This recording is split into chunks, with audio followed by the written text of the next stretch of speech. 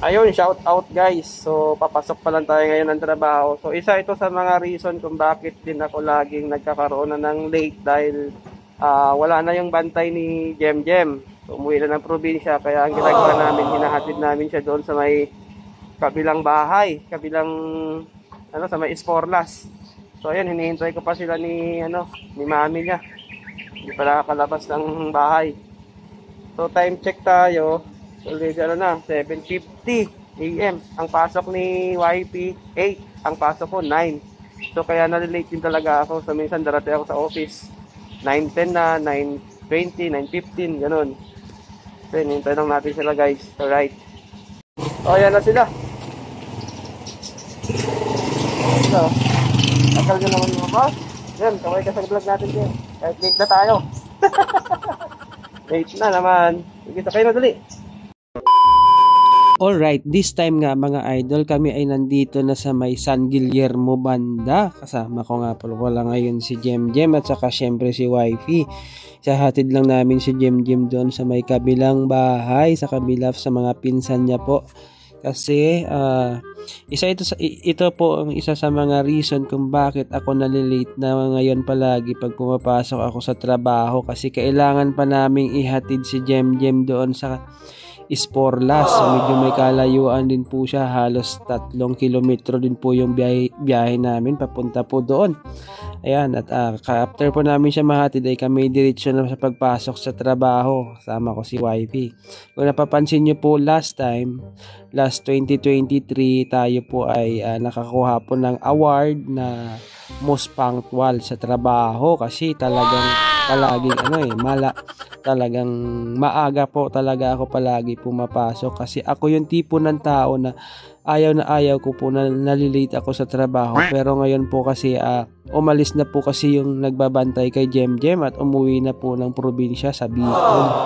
Kaya sa ngayon po ay wala na pong nagbabantay kay Jem Jem. Umuwi po kasi last December 2023. So pagpasok po ng bagong taon, hanggang ngayon po ay wala na pong nagbabantay kay Jem Jem, kaya kailangan namin siyang dalhin sa kabila doon sa may Sporlas, doon sa pupuntahan namin ngayon, ina Ate B. Yan, doon namin siya iniiwan para makapasok sa trabaho. Kaya sobrang hirap din po talaga din sa part ng bata, dahil kailangan namin siyang gisingin ng maaga para kami din po ay makapasok sa trabaho. So wala talagang choice din, kaya kailangan niya talagang gumising din ng maaga. So ang pasok po niya ay alas 10 pa naman ng umaga yung pasok niya, pero ngayon po ay nasa 7, wala pang 8 naman, mga quarter to 8 pa lang. So ginising na namin siya kanina ng mga bago mag 7, ginising na namin siya kanina para rin po makaligo na at makasabay sa amin, kasi nahatid nga namin siya papunta dito para diretso pasok na rin kami ni Wifey. Ayan, at nandito na nga po pala kami ngayon sa banda sa may Sporlas. Bali, ito po pala ay gilid po ito ng Maynila, itong dinadaanan natin ngayon. Ayan, kung mapapansin nyo po, medyo may kalaitan lang talaga yung kalsada dito. Ayan. At sa ngayon po ay wala pa po masyadong tao, kasi medyo maaga pa po, tulog pa siguro yung iba, at yung iba po ay nakapasok na rin sa trabaho. At ayan po ay malapit na nga po pala kami dito ngayon sa may paghahatiran kay Jem Jem. Hop, yeah. Bala Jem. Asa pa sa school ha. Diya yung kapisik. Sayang bagay. Basta nga. Tapong tubig Baka mo. natapang tubig niya. Pareho. Yung kapisik, bilis na lumit yung tubig. Pasok na doon, bilis. Pasok na Jem. Ayaw. Bye-bye, Jem. Pisik. Bye-bye. Uy. Sa ano, dyan sa... Jem, bye-bye. Bye-bye. Pumasok ka ha. At ayan na nga mga idol, ay naihatid na po namin si Jem Jem doon sa bahay nila Ate B. Si Ate B nga po pala, siya po ang nagbabantay ngayon kay Jem Jem, at siya na rin po ang naghahatid sa school. Tapos susunduin na lang po siya ni lolo niya mamaya. Siguro mga alas 4 ng hapon, sinusundo din po siya dyan para makauwi po sa bahay. At ngayon po kami ay didiretso na rin ng pasok. Kasama ko nga pala ngayon si Wifey. Siyempre backride ko siya. At ayan po, kasalukuyan po na dumadaan tayo dito ngayon sa may gilid po ng Maynilad. Dito sa Esporlas, Putatan, Muntinlupa mga idol.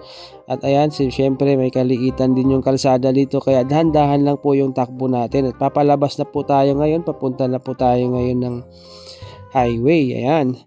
So, syempre, mag-iingat din dapat talaga tayo sa mga biyahe natin mga idol, lalo na at nakamotor lang tayo. Syempre, napakadelikado din po pag nagmumotor tayo.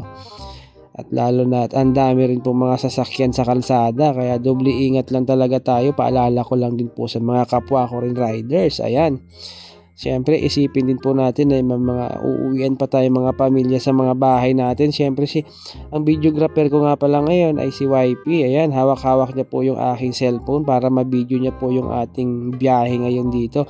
So, siyempre, pagdating po ng highway, ikakat na po natin yung ating video at i-update ko na lang ulit kayo mamaya pagdating ko sa trabaho kung anong oras na naman ako nito makapag-login, diba?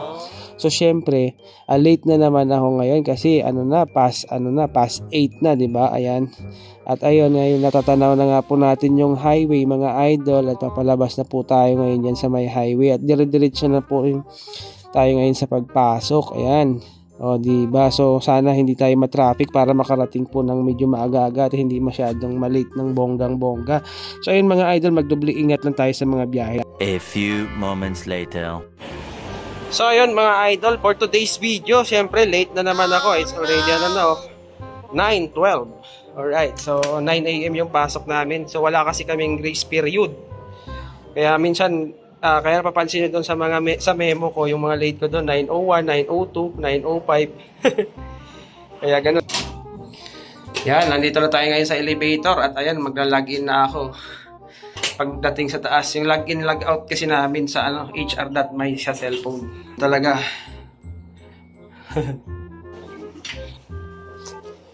Yan oh. Late na naman ako. Mag-login muna tayo.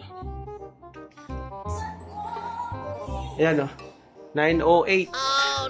So, ayun po, 9:08 na po tayo nakapag-login mga idol. So, welcome to the club na talaga ako nito, yung buwan-buwan na mimimuhan at nagkakaroon ng suspension. So, wala tayong magagawa dyan dahil, last 2023 naman, nag-most punctual tayo kasi may bantay pa yung anak ko noon. Ngayon, wala nang bantay kasi yung anak ko, kaya kailangan pa namin siyang ihatid doon sa kabila. At bago kami pumasok, kaya ayun, lagi araw-araw na talaga siguro akong malilate ito. Yun lang po, thank you so much at ride safe po tayo lahat mga idol. Alright, God bless po sa atin lahat. Sunset high and I'm body low, blood rush in the hazy glow, my hands still cold.